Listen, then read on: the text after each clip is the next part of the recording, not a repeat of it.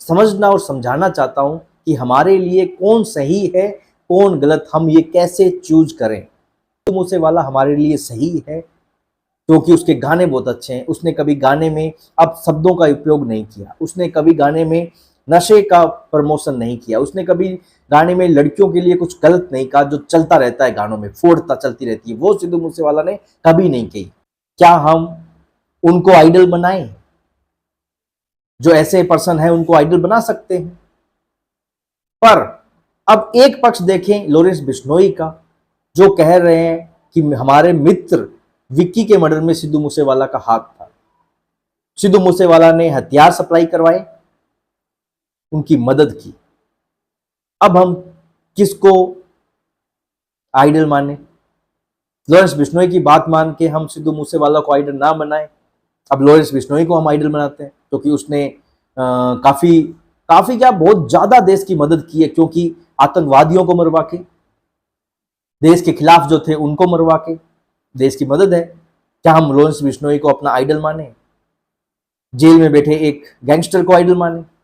या बाहर जो जिसका मर्डर हुआ, जो गानों के जरिए पूरी दुनिया हिला चुका, उसे आइडल माने? देखिए, मैंने किसी से एक बात सुनी थी और सत्य भी है, ध्यान से सुनिएगा। मैंने किसी से बात सुनी थी, वो बात एक्चुअल में राजनीति के लिए थी कि राजनीति में अच्छा या बुरा नहीं होता, राजनीति में कम बुरा और ज्यादा बुरा होता है। अब आपको चूज करना है कि आप कम बुरे को चूज करेंगे या ज्यादा बुरे को। मैं इस बात को मैं रियल लाइफ में समझता हूं, समझाने की कोशिश करता हूं कि कोई भी अच्छा नहीं है, कोई भी बुरा नहीं है।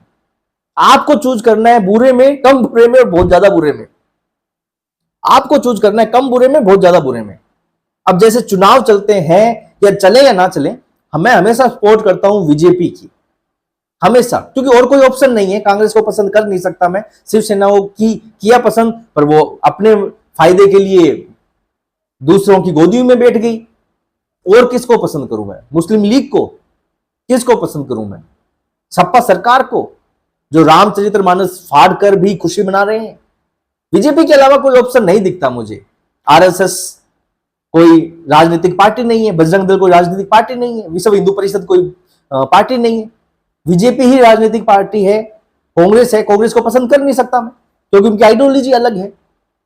बीजेपी की आइडियोलॉजी हिंदुओं के लिए है, मैं हिंदू हूं तो बीजेपी को पसंद करूंगा।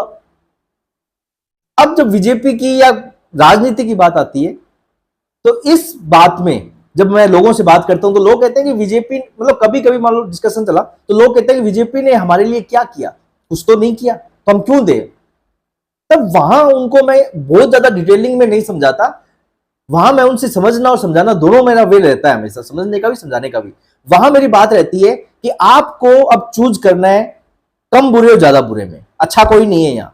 आप कह रहे हो कि बीजेपी ने हमारे लिए कुछ नहीं किया, चलो मान लेते हैं कि बीजेपी ने कुछ नहीं किया, पर बुरा तो नहीं किया ना, नहीं किया बुरा, तो बीजेपी को हम यहां तक रखते हैं कि बीजेपी बुरी इतनी है।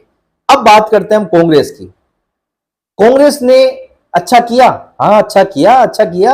70 साल तक कांग्रेस थी, इतना कुछ कर दिया। बुरा? बुरा कुछ नहीं किया। कैसे नहीं किया बुरा भाई? याद दिलाना पड़ता है कितने हमले, कोई सेफ नहीं।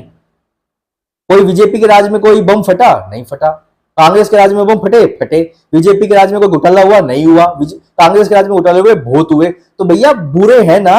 हाँ है, ठीक है। अब आपको चूज करना है कम बुरे और ज्यादा बुरे में। किसको चूज करोगे भैया? कम बुरे को करेंगे तो बीजेपी, सिंपल सी बात। तो वही बात वापस मैं आज के समाज में लेके आता हूं, हम चूज किसे करें? क्योंकि देखने में हमारे लिए आइडल सिद्धू मूसेवाला भी है, देखने में हमारे लिए आइडल लॉरेंस बिश्नोई भी है। तो हम चूज किसे करें, ये आप पर डिपेंड करता है, कम बुरा या ज्यादा बुरा। सिंपल सी बात है। जय श्री राम। आज का टॉपिक हम यहीं समाप्त करते हैं, कल मिलेंगे किसी ऐसे ही नए विषय पर।